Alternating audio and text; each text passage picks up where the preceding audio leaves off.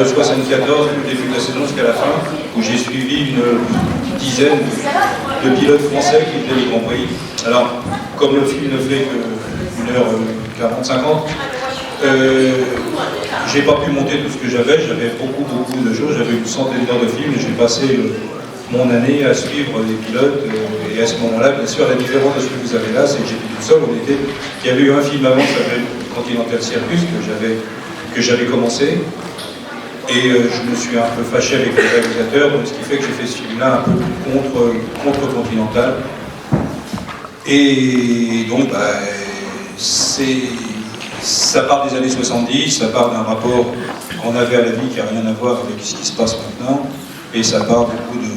Les pilotes étaient des rivaux, vous n'avez pas les problèmes que vous avez là, c'était des gens qui couraient les uns contre les autres sur la piste, mais qui étaient des amis, qui pouvaient monter, qui faisaient leur mécanique eux-mêmes, qui bricolaient beaucoup et qui étaient une idée de la moto des années 70 qui malheureusement disparaît, mais que j'espère qu'elle disparaît, mais il faudrait que ça continue quand même.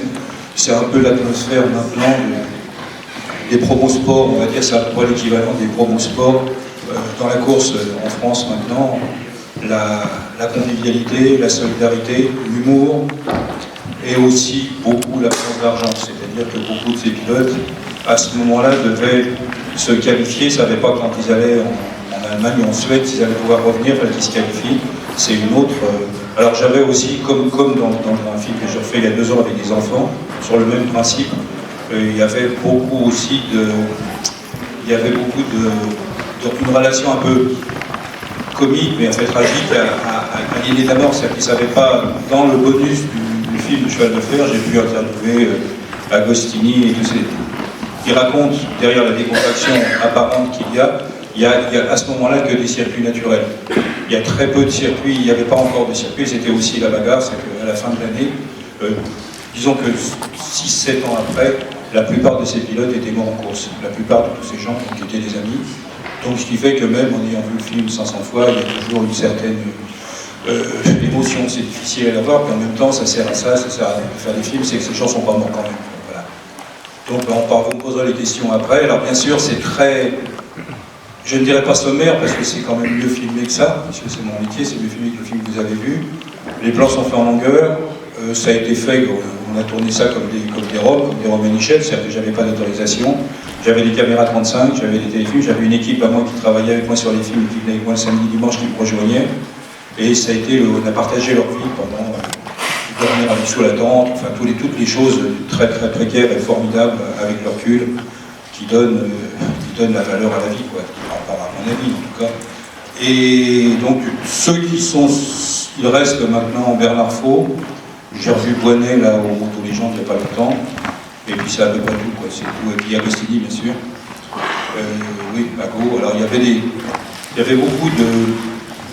Même les gens que j'ai pas pu... Enfin, tous les gens qui sont interviewés, je les ai filmés dans la longueur, je les filmais chez eux, je les filmais dans leur rapport à leurs parents, à leurs enfants, pourquoi la course et comment.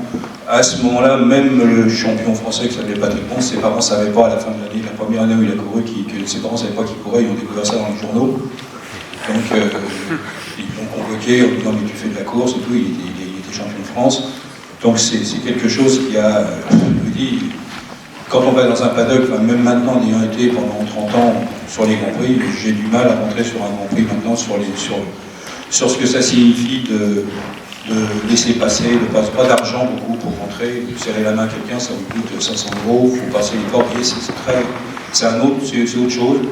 Alors tout ça pas pour dire que les courses de GP ne sont pas un spectacle formidable, mais pour vous dire que les gens sont plus les mêmes, surtout plus les mêmes, et puis qu'en même temps, on est très très content que les circuits soient plus des circuits naturels comme c'était, et qu'effectivement, ils peuvent tomber comme vous les voyez, sauter en l'air, et puis passent tuer. Voilà. Bon, on discutera, je vous poserai des questions que vous voudrez. Alors, j'ai pas volontairement, c'était une année où j'étais contre Continental Circus, qui déplaisait beaucoup aux pilotes de Grand Prix de l'époque, parce qu'il y avait une utilisation de la mort, comme des accidents de la mort, mais là, les pilotes se tuaient, donc le Perrozès avait filmé les gens pendant 1 an, mais il n'avait pas la matière d'un film, donc il a été racheté à des motoclubs, tous les accidents qui sont au début de Continental Circus, avec des morts violentes, et ça avait beaucoup déplu aux pilotes, puisque les pilotes ne peuvent pas mourir, bien sûr, comme je vous l'ai dit tout à l'heure, Donc j'ai fait un film dans lequel j'ai filmé 2-3 accidents extrêmement violents que je n'ai pas monté.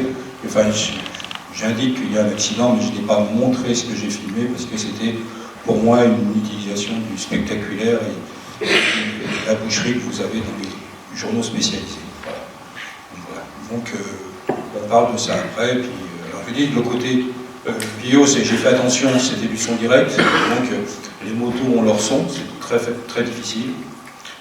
Très difficile à faire parce que le son est toujours plus long que l'image. Les motos ont leur son. Il y a beaucoup d'authenticité. Il y a beaucoup de, je dirais, avec le recul, j'ai mis aussi longtemps presque à le monter qu'à le faire. Et c'est un truc qui m'a pris 2 ans, 2 ans et demi. Indépendamment de mon activité, c'est mon activité de chef-op qui a payé le film. Voilà. C'est un film totalement indépendant. J'ai pas eu de pression, tu fais ci, tu fais ça, et je tiens à faire des films de cette manière totalement indépendante et artisanale qui ressemble beaucoup au pilote que vous allez voir. Voilà. Donc,